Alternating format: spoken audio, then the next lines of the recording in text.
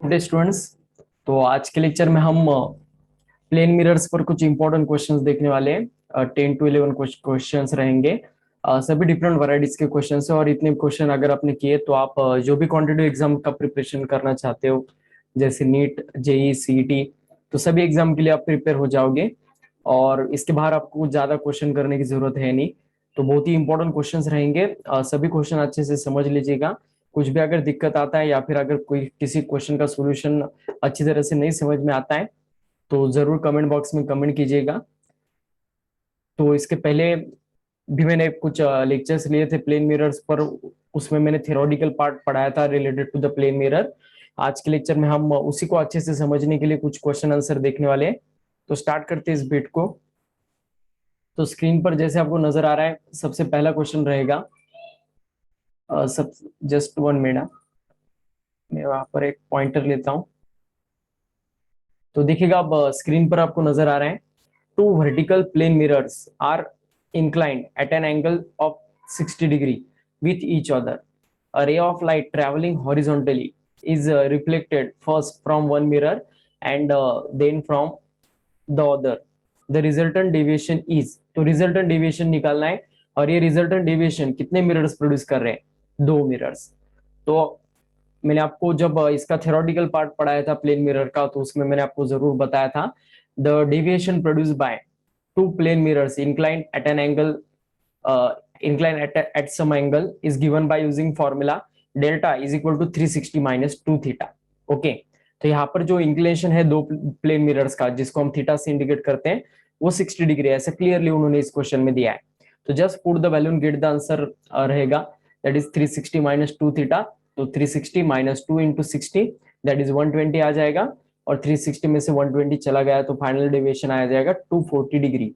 So right answer of first question is D, Delhi रहेगा answer. तो इसके बाद हम क्वेश्चन नंबर सेकंड की ओर जाते हैं। आई होप आपको फर्स्ट क्वेश्चन अच्छे से समझ में आ गया होगा। नोट डाउन करके रखना आपके नोटबुक में, जो आपका करंट नोटबुक है, तो आपको बहुत काम में आएंगे क्वेश्चंस। क्वेश्चन नंबर सेकंड दिया है, a light bulb is placed between two plane mirrors inclined at an angle of 60 degree, the number of images formed are. तो अब ये हमारे बहुत टिपिकल क्वेश्चन है प्लेन मिरर पर, number of image form by plane mirror. इसके बहुत सारे फॉर्मुलेज और केसेस मैंने आपके साथ डिस्कस किए थे। सो हमेशा नंबर ऑफ इमेजेस अगर आपको फॉर्म करने, प्लेन मिरर कितना करेगा, तो एट दैट टाइम आपको एक यम फैक्टर निकालना पड़ता है। यम फैक्टर मतलब ही नंबर ऑफ इमेजेस निकालने के लिए ये फैक्टर बहुत जरूरी होता है, that is 360 minus 360 by theta. तो थीटा मतलब एंगल रहेगा टू प्लेन मिरर्स के बीच का, और वो रहेगा 60 डिग्री। तो 360 बाय 60 अगर हम करेंगे तो आंसर 6 आएगा। तो 6 is a even number. Even number अगर होता है तो नंबर ऑफ इमेजेस कितने रहेंगे? 6 माइनस 1, दैट इज 5। ये मैंने आपको पढ़ाते वक्त ही बताया था। अगर नंबर ऑफ इमेजेस मतलब ये जो फैक्टर रहेगा यम factor, that is 360 by theta, अगर ये ऑड आता है तो फिर इसमें दो प्रोबेबल केसेस से आपको पता होंगे कि हमारा object exactly angle by sector पर है या एग्जैक्टली एंगल बाय सेक्टर पर नहीं है। ओके, तो उन दोनों भी केसेस में कैसे कैलकुलेशन करना है ये भी मैंने आपको पढ़ाया था। तो इस क्वेश्चन में इवन नंबर होने के कारण 6 - 1 मतलब नंबर ऑफ जो एम फैक्टर होता है 360 बाय थीटा -1 इमेजेस फॉर्म होंगे, दैट इज 6 - 1 5। तो ये रहेगा सेकंड क्वेश्चन का आंसर। सभी ये पार्ट मैंने आपको पढ़ाते वक्त ऑलरेडी बताया था। तो ये रहेगा क्वेश्चन नंबर सेकंड का आंसर। उसके बाद क्वेश्चन नंबर थर्ड रहेगा, a ray of light incidents on a plane mirror at an angle of 30 degree, the deviation produced in the rays। तो अब यहाँ पर है ना, एक ही प्लेन मिरर है बच्चों। पहले क्वेश्चन में आपने देखा दो प्लेन मिरर्स थे। पहले रे फर्स्ट मिरर पर इंसिडेंट हो रहा था और उसके बाद फिर रिफ्लेक्ट होकर वो दूसरे मिरर पर इंसिडेंट होकर भी रिफ्लेक्ट हुआ था। तो वहां पर दो प्लेन मिरर की वजह से जो डेविएशन होता है उसे निकालने का फॉर्मूला 360 माइनस 2 थीटा था। तो अब यहाँ पर एक ही प्लेन मिरर है तो डेफिनेटली 360 का आधा होगा, दैट इज 180। तो इस वजह से सिंगल प्लेन मिरर का जो डेविएशन होता है वो 180 माइनस 2 थीटा रहेगा। थीटा का वैल्यू पुट करते थे, दैट इज 30 डिग्री। तो आंसर आएगा 180 माइनस 2 इंटू 30 डिग्री। तो 180 माइनस 60, दैट इज आंसर आएगा 120 डिग्री। तो आई होप आपने ये तीनों भी क्वेश्चन अच्छे से समझ लिए होंगे और इसे लिख भी लिया होगा आपके नोटबुक में अच्छे से। तो अभी हम क्वेश्चन नंबर फोर्थ की ओर जाते हैं। क्वेश्चन नंबर 4 क्या दिया है अब देखिएगा उन्होंने, a man, just 1 minute, a man runs towards mirror at a speed of 15 metre पर second, what is the speed of its image, तो इमेज का स्पीड निकालना है हमें। ओके तो देखिएगा अब एक मैन है जो टुवर्ड्स द मिरर रन कर रहा है 15 मीटर पर सेकेंड से, सो ऑब्जेक्ट का स्पीड यहाँ पर 15 मीटर पर सेकेंड है। तो यहाँ पर उन्होंने हमें इमेज का स्पीड पूछा है, मोर एवर दैट मतलब उस उन्होंने यहाँ पर ये मेंशन करना जरूरी है कि what is the speed of the image with respect to object. अगर ऐसा पूछते हैं तो फिर इसका आंसर रहेगा 2u twice of object speed, image का स्पीड रहेगा और वो आएगा 2 इंटू 15 मीटर पर सेकेंड, दैट इज आंसर आएगा 30 मीटर पर सेकेंड। ओके मतलब ये जो स्पीड रहेगा ना 2u, ये ऑब्जेक्ट का इमेज का स्पीड रहेगा with respect to object. Okay जितने स्पीड से ऑब्जेक्ट मिरर के करीब आता है उतने स्पीड से इमेज भी करीब आएगा, लेकिन दोनों के बीच में अगर हम रिलेटिव स्पीड निकालते हैं तो एक को प्लस लेना पड़ता है, एक को माइनस लेना पड़ता है, और रिलेटिव स्पीड पता है आपको ऑब्जेक्ट का विथ रिस्पेक्ट टू इमेज अगर निकालते हैं हम, या फिर इमेज का विथ रिस्पेक्ट टू ऑब्जेक्ट निकालते हैं तो v minus of minus you, और दोनों का वैल्यू सेम होने के कारण वो फिर 2v हो जाएगा, 2v या फिर 2u। ओके तो फिर ऐसा इस क्वेश्चन का आंसर रहेगा।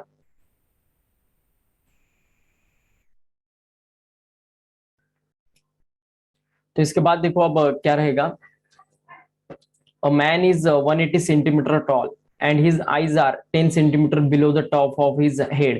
In order to see his entire height right from toe to head, he uses a plane mirror kept at a distance of 1 meter from him. The minimum length of the mirror required is, तो direct formula है बच्चों इसका, मैंने आपको पढ़ाते वक्त बताया था कि अगर एक पर्सन पूरा अपना सर से लेकर पांव तक का इमेज अगर मिरर में देखना चाहता है तो उस मिरर का जो लेंथ रहेगा कितना रहेगा बच्चों, ऑब्वियसली इसका आंसर रहेगा h/2। अगर एच हाइट का ऑब्जेक्ट को अगर हम देखना है मिरर में तो उस मिरर का जो लेंथ रहेगा l, वो डेफिनेटली h/2 रहेगा, half of the height of the object रहेगा, that is h/2 is equal to 180/2। तो आंसर आएगा इसका 90 सेंटीमीटर। Is it okay? तो ये रहेगा इस क्वेश्चन का आंसर। और उसके आइज का पोजीशन कहीं पर भी क्यों ना हो, भले वो 10 सेंटीमीटर नीचे हो या फिर 20 सेंटीमीटर नीचे हो या फिर कहीं पर भी क्यों ना हो। ओके आइज तो डेफिनेटली हेड के आसपास ही रहेंगे, लेकिन आइज के पोजीशन पर ये जो कैलकुलेशन है ये डिपेंडेंट नहीं है। Is it okay? आइज भले कितने भी पोजीशन पर क्यों ना रहे, इस वजह से उसे स्किप कर देना, बाकी का जो भी दिया है। और ऑब्जेक्ट कितने डिस्टेंस सामने खड़ा है मिरर से, इसके ऊपर भी ये जो कैलकुलेशन ये डिपेंडेंट नहीं है। सिर्फ आपको इतना ही याद रखना है कि एच हाइट के ऑब्जेक्ट का अगर आपको फुल इमेज देखना है सर से लेकर पांव तक मिरर में, तो उस मिरर का लेंथ ऑब्वियसली कितना चाहिए, h/2, बस काम खत्म। तो 180/2 आंसर आएगा इसका 90 सेंटीमीटर। पढ़ाते वक्त भी मैंने आपको ये लिख कर दिया है, अच्छे से फॉलो कीजिएगा उसे। द लाइट, क्वेश्चन नंबर 6 की ओर जाते हैं। The light reflected by a plane mirror may from a real image, तो ऐसा इमेज फॉर्म होता है या नहीं होता है? आपको तो मैंने प्लेन मिरर पढ़ाते वक्त बताया था, image produce by plane mirror is always virtual and erect, लेकिन कुछ रेयर केस में ये फॉर्म हो सकता है। और वो रेयर केस क्या रहेगा, when rays incident on the plane mirror are converging, अगर कन्वर्जिंग रेज इंसिडेंट होते हैं ना मिरर पर, जैसे यहाँ पर मैं निकाल के दिखा तो आपको, अगर समझ में नहीं आ रहा है या फिर याद नहीं आ रहा है तो ये हमारा प्लेन मिरर है। तो ये प्लेन मिरर अब देखिएगा बच्चों, इसके ऊपर अगर कन्वर्जिंग रेज आ जाते हैं इस वे से, तो फिर ये कन्वर्जिंग ऑब्जेक्ट के जो कन्वर्जिंग रेज रहेंगे उसका इमेज कुछ ऐसा सामने फॉर्म होगा, मतलब ऑब्जेक्ट भी लेफ्ट हैंड साइड है और इमेज भी लेफ्ट हैंड साइड फॉर्म होगा। तो फिर ऑब्वियसली इस इमेज को हम क्या लेने वाले बच्चों, ऑब्वियसली इस इमेज को आपको पता है हम रियल लेते हैं, तो इस वजह से plane mirror can form a real image, but for that rays must be converging to each other. Converging beam of light अगर इंसिडेंट होगा तो रियल इमेज भी वो फॉर्म कर सकता है। ओके तो इसे याद रखिएगा, कभी कभी आपको हायर क्लास के ऑर्डर में ऐसा कंसेप्ट पर कुछ क्वेश्चन आ सकता है। नेक्स्ट क्वेश्चन नंबर 7 की ओर जाते हैं अब। देखिएगा अब मैं हाईलाइट करता हूँ क्वेश्चन को। A person is in a room whose ceiling and two adjacent walls are mirrors how many images are form. तो सीलिंग और दो एडजेसेंट वॉल्स में आपको पता है ऑब्वियसली हमारा घर स्क्वायर फॉर्मेट या फिर रेक्टेंगुलर फॉर्मेट में होता है, तो दो वॉल्स के बीच में डेफिनेटली 90 डिग्री एंगल रहेगा। तो पहले तो ये देख लेते हैं हम कि दो 90 डिग्री से इंक्लाइंड प्लेन मिरर के सामने ऑब्जेक्ट अगर रखते हैं हम, तो फिर उसके इमेज कितने फॉर्म होते हैं। 90 डिग्री से इंक्लाइंड है ना, तो 360/90, तो आंसर आएगा इसका 4। और ये 4 इवन नंबर होने के कारण नंबर ऑफ इमेजेस कितने आने वाले, 4 - 1, तो आंसर आएगा that is 3। Is it okay. तो 3 इमेजेस फॉर्म होने वाले उस ऑब्जेक्ट के जो एडजेसेंट वॉल्स पर लगे हुए मिरर से ना, उनसे। लेकिन अब वो ऊपर वाला जो मिरर रहेगा सीलिंग पर लगा हुआ, ये तो सभी चीजों को नीचे से मतलब वो ऑब्जेक्ट ऑब्जर्व कर पाएगा। सीलिंग पर जो मिरर लगा होगा उसके लिए ये चारों भी ऑब्जेक्ट रहने वाले, मतलब वो पर्सन खुद एक ऑब्जेक्ट रहेगा। उसके बाद उसके जो इमेजेस फॉर्म हो गए ना 3 एडजेसेंट वॉल्स के अंदर, तो ये 3 इमेजेस भी सीलिंग के मिरर के लिए ऑब्जेक्ट के तौर पर एक्ट होने वाले हैं। तो वो पर्सन एक खुद और ये उसके 3 इमेजेस सीलिंग के मिरर के लिए ऑब्जेक्ट बोलकर एक्ट होने वाले। तो वो फिर उसके 4 इमेजेस फॉर्म करने वाला है। 4 ऑब्जेक्ट के 4 इमेजेस फॉर्म होंगे, आपको पता होंगे ऑब्वियसली। तो सीलिंग के मिरर के अंदर 4 इमेजेस और ये जो एडजेसेंट वॉल्स पर लगे हुए 2 मिरर से उनकी वजह से 3 इमेजेस, तो ऐसा मिलाकर 4 + 3, फाइनल आंसर आ जाएंगे इसका 7। Is it okay. तो थोड़ा इमेजिनेशन आपको करना पड़ेगा इस क्वेश्चन के आंसर को और भी अच्छे से समझने के लिए। ओके, तो right answer of this question रहेगा क्वेश्चन नंबर 7 का 7। Okay, what a coincidence. तो क्वेश्चन नंबर 8 का आंसर अभी ऑब्वियसली इसका 8 नहीं आएगा। ओके, तो देखते हैं हम क्वेश्चन क्या है। Question number 8, a plane mirror reflecting a ray of incident light is rotated through an angle theta about an axis through the point of incidence in the plane of the mirror perpendicular to the plane of the incident। तो option दिए, the reflected ray does not rotate, the reflected ray rotate through an angle theta, the reflected ray rotate through an angle 2 theta, and incident ray is fix. तो obviously इसका answer रहेगा C, the reflected ray rotates through an angle 2 theta. ये पढ़ाते वक्त मैंने आपको बताया था, अगर हम एक प्लेन मिरर लेते हैं और वहां पर कोई नॉर्मल इंसिडेंट वाला रे रहता है, ओके, ये प्लेन मिरर है और उस पर नॉर्मल इंसिडेंट रहने वाला ये रे, ऐसा एक स्टोरी है, तो ऑब्वियसली ये यही से रिफ्लेक्ट हो जाएगा। आपको पता होगा ये स्पेशल केस होता है, प्लेन मिरर पर रे जैसे आएगा वैसे वो रिफ्लेक्ट हो जाएगा उसी एंगल से। अब इस प्लेन मिरर को अगर हम इंसिडेंट रे को हम फिक्स रखने वाले और प्लेन मिरर को हम रोटेट करने वाले 30 डिग्री से, तो फिर इसको अगर हम 30 डिग्री से रोटेट करते हैं ना, तो जो रिफ्लेक्टेड रे रहेगा वो 2 थीटा से आपको पता होगा डिवाइड हो जाता है। Is it okay. तो फिर ये 2 थीटा से रोटेट होने वाला है या फिर शिफ्ट होने वाला है रिफ्लेक्टेड रे, तो ये भी मैंने आपको पढ़ाते वक्त बताया था। तो इस वजह से इसका आंसर रहेगा the reflected ray rotates through an angle 2 theta. Okay, और इन द सेम सेंस रहेगा, जो जिस सेंस में ये मिरर को हम रोटेट कर रहे हैं उसी सेंस में ये क्या होने वाला है, 2 थीटा एंगल से डिवेट होने वाला है, शिफ्ट होने वाला है, अपने पोजीशन को शिफ्ट करने वाला है। तो इसका आंसर रहेगा सी। ये भी जो की पॉइंट्स मैंने पढ़ाते हुए आपको दिए थे उसी से रिलेटेड क्वेश्चन था। तो जाते हैं अब लास्ट स्लाइड की ओर। तो लास्ट इसमें देखो अब थोड़ा ब्लर नजर आ रहा है, मैं रीड करके बताता हूँ अच्छे से। Focal length of a plane mirror is, तो फोकल लेंथ तो आपको पूछा है प्लेन मिरर का। अगर कोई चीज प्लेन है ना, तो उसका कर्व या फिर उसका जो सेंटर रहेगा वो ऑब्वियसली इनफाइनाइट डिस्टेंस पर रहेगा। इस वजह से प्लेन डिस्टेंस जो रहता है उसका जो सेंटर होता है ना, बहुत बहुत बहुत लंबा रहता है, या फिर कह सकते हैं आप इनफाइनाइट डिस्टेंस पर। तो इस वजह से याद रखना, focal length of plane mirror is always infinite. Okay, बहुत बड़ा होता है, हम मेजर नहीं कर सकते, इतना रहेगा। इसके बाद नेक्स्ट दिया है question number 10, two plane mirrors are at right angles to each other. A man stands between them and combs his hair with his right hand.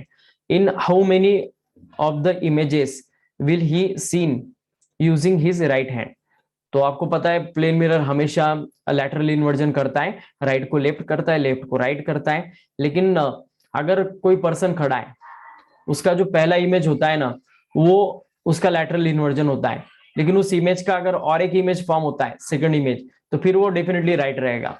तो इस लॉजिक से हमें इस क्वेश्चन का आंसर देना है। क्या बोला है उन्होंने, two plane mirrors are at right angles to each other, a man stands between them and combs his hair with his right hand. In how many of the images will he be seen using his right hand? तो right hand से वो कोम करते हो कितने images में दिखाई देगा? पहले तो हम ये देख लेते हैं कि दो प्लेन मिरर से और दोनों भी कितने एंगल से इंक्लाइंड है, राइट एंगल से, तो कितने इमेज फॉर्म होंगे वो देखते हैं हम. So number of images obviously 360 by theta, that is 360 by 90 minus 1, that is 4 minus 1, that is 3 images will form. तो अब 3 इमेजेस में देखो, पहला इमेज जो होगा वो उसका लैटरल इन्वर्जन होगा, राइट का लेफ्ट होगा, और दूसरा इमेज जो फॉर्म होगा वो लेफ्ट का राइट होगा, फिर से राइट का लेफ्ट होगा. तो राइट, अब यहाँ पर आपको पता है इमेजेस में पूछा है उन्होंने कि कितनी बार राइट हैंड से वो कोम करते हुए नजर आएगा, तो ऑब्जेक्ट कंसीडर नहीं करना उसमें. तो इन तीनों इमेजेस में सिर्फ एक ही केस है जिसमें ऑब्जेक्ट राइट हैंड से कोम करते हुए नजर आएगा, और इसका आंसर रहेगा in one image. So that's why right answer of this question is B, 1. Okay, I hope आपको ये समझ में आ गया होगा.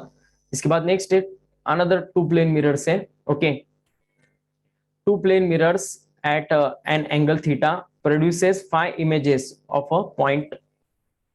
The number of images produced when theta is decreased to 30 degrees.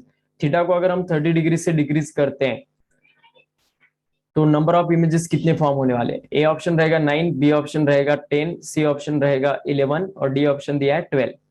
तो ऐसे ये 4 ऑप्शंस दिए हैं. तो सबसे पहला जो केस है, नंबर ऑफ इमेजेस कितना प्रोड्यूस कर रहा है वो ऑब्जेक्ट?